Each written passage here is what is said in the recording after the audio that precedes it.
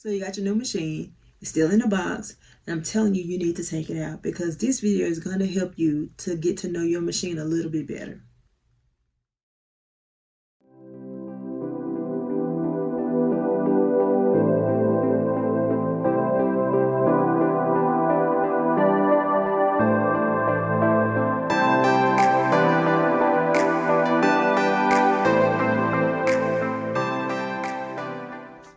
Welcome back to Life with RobertsWife. I'm just Amos, and I hope you've been enjoying our Ultra Beginner Sewing series. So in the last video, we talked about what we need to know before we consider even getting into sewing. We talked about our motives, having a budget when picking your machine, a couple of supplies that you will need, and then a little bit about fabrics. We just touched on it. We didn't go too in depth with it. And now today we're going to talk about getting to know our machine. The first thing that we need to know after we take the machine out the box is to look for our manual. Now, some machines come with both a manual and a DVD. I advise you to do that. You need to get to know as much about your machine as possible. It's going to give you some basic sewing tips and talk to you about the different stitches. Once you open the box, please make sure that you also look for your warranty. It's very important that you fill it out and send it in as soon as possible. Once you fill it out and send it in, this officially registers your product with the Brothers Sewing or Singer Sewing Company. Also, it's proof of ownership just in case there is a flood or loss or theft of your machine. The warranty also gives the company your information so that they can email you or send you notifications of updates, enhancements, or special offers. So once you open your manual, and for me, my machine is the Brother CS6000i, it gives me a list of topics in the table of contents. And the first part is knowing your machine. So basically it tells me the names of the parts and the functions of the machine. And that way you don't say the thingamabob, the thingamajig, the whatchamacallit. You would actually know that this is the presser foot, these are the feeder dogs, this is the automatic needle threader. And you won't have to say, the thing. You can actually know what you're talking about. It also gives me information about the accessories that also come with my machine, and it provides an appendix when it's time to troubleshoot if an error message comes up on my machine. Okay, now's the fun part. Now we're going to actually get to know the different parts of our machine. Again, I have a Brother CS6000i. You may have a different type of machine, but most of the parts are pretty much the same. Okay, now we go to our machine, and I want to show you my machine. This is a Brother CS6000i.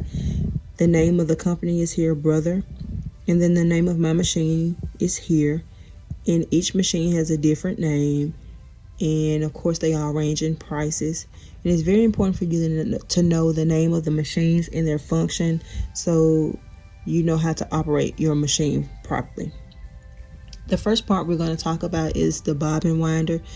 The bobbin goes on here, and it is threaded automatically on my machine, so I don't have to do it by hand. This is a bobbin, and it already has thread on it, and it has holes in the top and in the bottom, and I will show you a demonstration in our next video. But the bobbin goes here. Next, you have the spool pin. This is it. It lowers, and then you can pull it back up, and you just take a spool of thread, and this is a spool of thread, and then you just place it on top of the spool pin here, and this basically again it just holds the spool of thread in place. Next is number 3. This is the extra hole for our spool pin. So you have a spool pin here, but then you come with this accessory here, and you just place it here, and then if you're going to, let's say, use a twin needle, then you can put a spool here, and you can put a spool here on this spool pin. Next, we have the upper tension control dial, and this dial ranges in numbers from 0 all the way to number 9,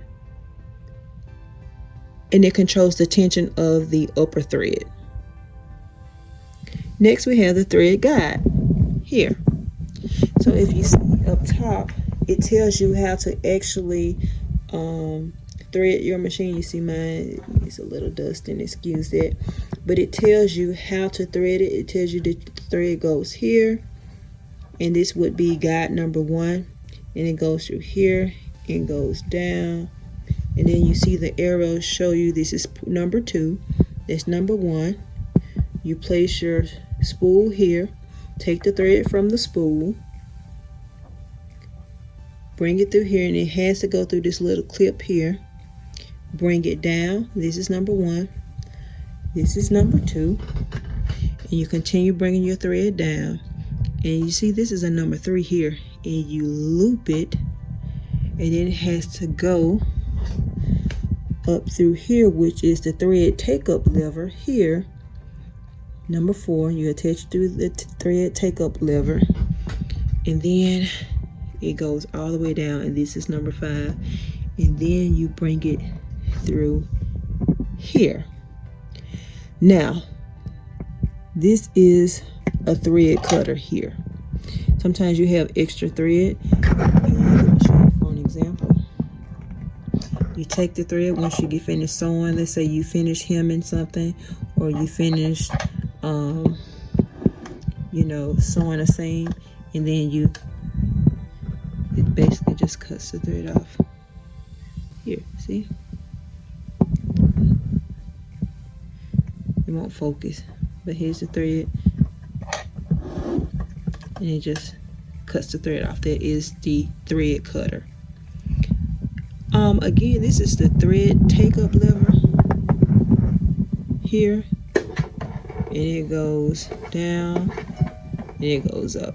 Okay. Then we have an attachment that's here. This is the flatbed attachment with number 8. Number 8 is the flatbed attachment with accessory compartment. But if you look on Facebook, you'll see memes and it'll say this is for use for Skittles. But it's actually where you hold your accessories. And as you see right now, I have measuring tape in mine. This is your hand wheel. You use it to manually, you turn it, and it lowers the needle and brings it back up. So as you turn it, it goes up and the needle goes up and it goes back down. Back here, you have your main switch. And as you see, it turns the sewing machine on, and then you switch it again, it turns the light off. So I'm gonna switch it again. I'm gonna let you see what happens. Turning it on, and you see the needle moves into place, and turn it off and it slowly goes off. So here we have the jack or the socket connector, and this is the plug that has the power source to it. So that allows you to turn the machine off and on. And here we have the socket for the foot pedal, and there you see the foot pedal here. And then on the very back of the machine, we have the feed dog position lever, and it basically lowers the feed dogs. And if you don't know what the feed dogs, those are this right here. These are the feed dogs, and this is where you feed the pattern, the fabric, and it feeds it through the machine. It basically moves the fabric as the machine is stitching your clothing. Here, this part right here, this is your presser foot lever. So basically, it lowers your presser foot, and then you move it up, and your presser foot. This is a presser foot. So sometimes you see people say, I lost my foot.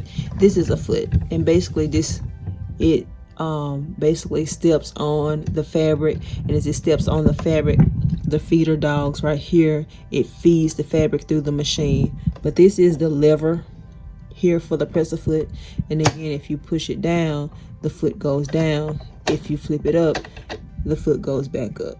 So I'm going to turn my machine on right quick. I'm going to flip the switch. My machine is on, and then you see I have a screen. So this is a computerized sewing machine, and here it tells me what the stitch is, and it tells me what foot I have, and this is the J foot on my machine already, and then it tells me the stitch length and the stitch width. So let's go back to the operation panel. This button is the stop go button. So basically you can start it, you can press it, and it'll start the machine to sew. Like if you see, you heard that beep, and you see that it gives me a code there. If I look at my machine, it will tell me that my presser foot was not lowered, and you see as I lowered my presser foot, now it gives me the correct settings. So if I press this button, E5, let me see what E5 means. Okay, so E5 tells me that my presser foot is connected, which it is in the back. Remember that the socket plug, the socket for the foot controller is plugged in, so I can't use this feature right now. But this is the start and stop button, so you really don't have to use the foot pedal for this machine. You can press the start and the stop button, and then it'll stop. Again, this is the reverse, and it makes your stitching go backwards with the machine. And this tells you about the needle position on your machine. Now here, so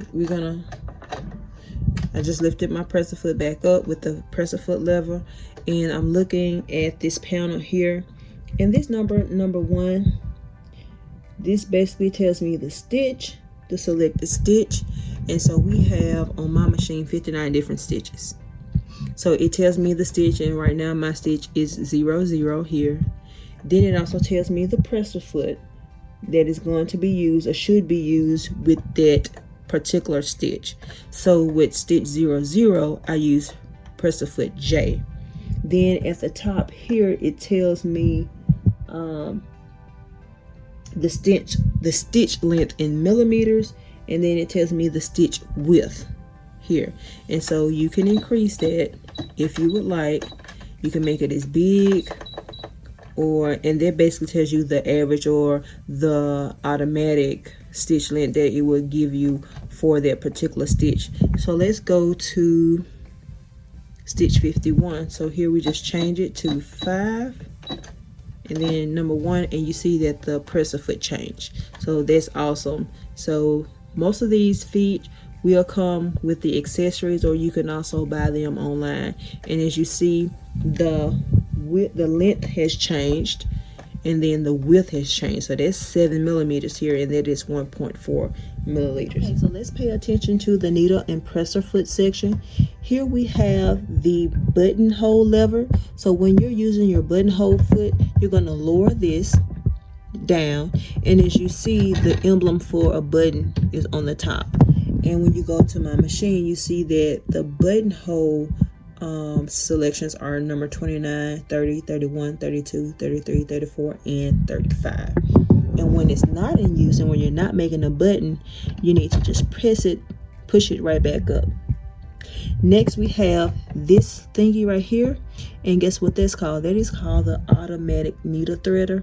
I don't use it. I'm pretty much used to threading the needle on my own, but if you would like to thread your needle automatically, then you use this here. Okay, so this is a screw, and it holds your foot.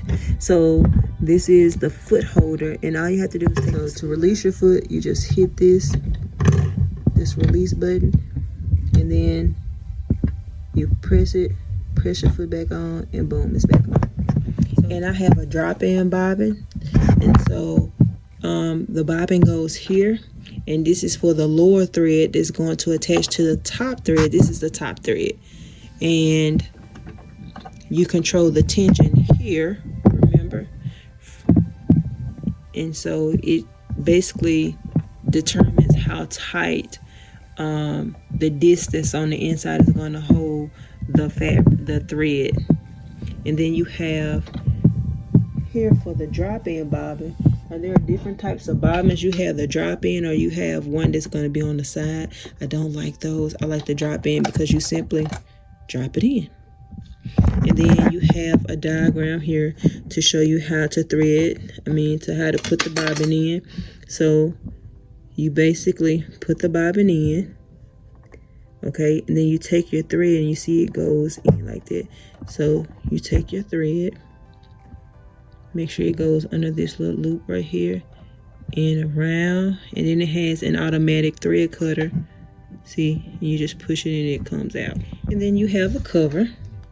The cover goes on the bobbin. Basically, you just push it in, and it pops in place.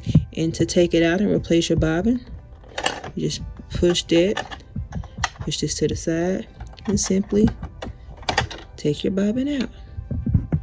Because this series is for ultimate beginners, I would also suggest that you research your specific machine on Google or on YouTube.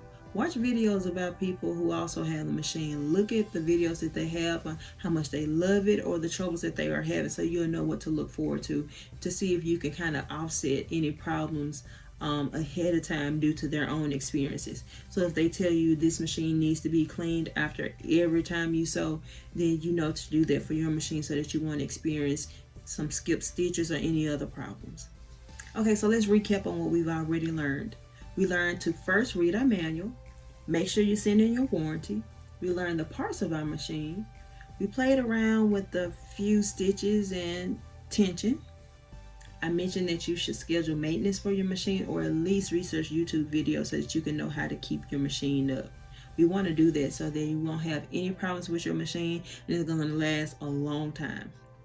And as a bonus, I told you to research your specific machine either on YouTube or Google. Watch videos, read blogs, listen to podcasts.